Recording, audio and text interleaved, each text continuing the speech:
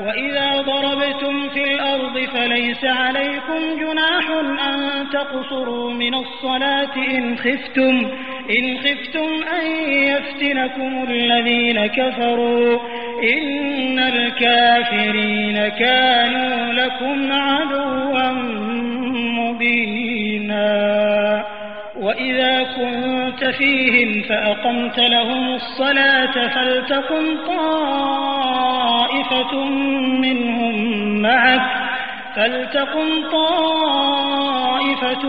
مِّنْهُمْ مَعَكَ وَلْيَأْخُذُوا أَسْلِحَتَهُمْ فَإِذَا سَجَدُوا فَلْيَكُونُوا مِنْ وَرَائِكُمْ وَلْتَأْتِ طَائِفَةٌ أُخْرَى لَمْ يُصَلُّوا فَلْيُصَلُّوا مَعَكَ وَلْيَأْخُذُوا حِذْرَهُمْ وَأَسْلِحَتَهُمْ وَدَّ الَّذِينَ كَفَرُوا لَوْ تَغْفُلُونَ عَنْ أَسْلِحَتِكُمْ وَأَمْتِعَتِكُمْ فَيَمِيلُونَ عَلَيْكُمْ مَيْلَةً وَاحِدَةً وَلَا جُنَاحَ عَلَيْكُمْ إِن كَانَ بِكُمْ أَذًى مِّن مَّطَرٍ أَوْ كُنتُم مَّرْضَىٰ أَن تَضَعُوا أَسْلِحَتَكُمْ وَخُذُوا حِذْرَكُمْ إِنَّ اللَّهَ أَعَدَّ لِلْكَافِرِينَ عَذَابًا مُّهِينًا فَإِذَا قَضَيْتُمُ الصَّلَاةَ فاذْكُرُوا اللَّهَ قِيَامًا وَقُعُودًا وَعَلَىٰ جُنُوبِكُمْ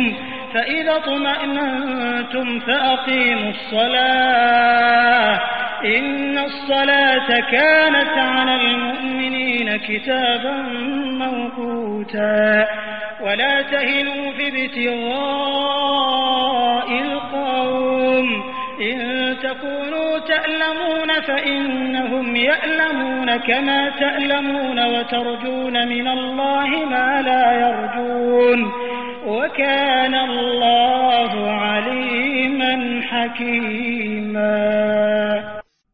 आणि जेव्हा तुम्ही जमिनीवर प्रवासाच्या अवस्थेत असाल किंवा तुम्हाला हे भय असेल की इन्कारी लोक तुम्हाला त्रास देतील, तेव्हा नमाजमध्ये थोडं कमी केल्यास तुमच्यावर काही गुन्हा नाही. इन्कारी लोक तर खरोखर तुमचे उघड वैरी आहेत. लढाईच्या वेळी हे पैगंबर, जेव्हा तुम्ही इमानधारकांमध्ये हजर असाल आणि त्यांना नमाज पढवण्याकरता उभे असाल, तर यांच्यातील एका जमातीनं तुमच्या सोबत उभं राहावं आणि आपली हत्यारं जवळ राखावीत. मग जेव्हा ही जमात सजदा करून घेईल तेव्हा तुमच्या जवळून तिनं हटावं आणि दुसरी जमात, जी अजूनपर्यंत नमाज अदा करू शकली नाही, यांच्या जागी येऊन तुमच्यासोबत तिनं नमाज अदा करावी आणि यांनी देखील आपल्या बचावाची साधन सामुग्री आणि हत्यारं सोबत राखावीत.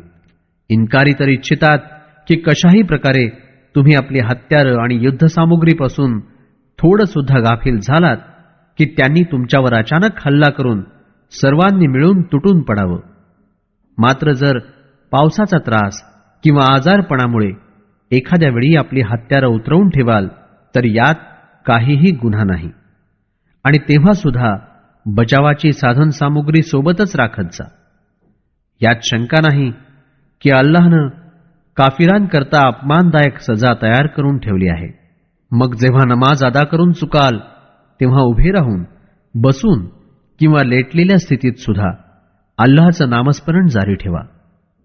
मग जेव्हा शांतता आणि समाधानाची स्थिती लाभेल तेव्हा दुरुस्तीपूर्वक कायम राखा नमाज.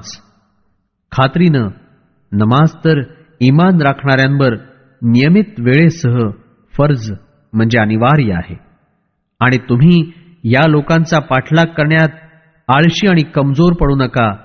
जर तुम्ही त्रास यातना सहन करीत आहात तर हे लोकही तुमच्याप्रमाणे विनाआराम यातना सहन करीत आहेत आणि तुम्ही तरी हा त्रास सहन केल्याबद्दल अल्लाहकडून मोबदल्याची आशा बाळगून कामात गुंतले आहात. मात्र यांना अशी कोणतीही आशा नाही. अल्लाह सर्व काही जाणणारा, हिकमतशाली आहे.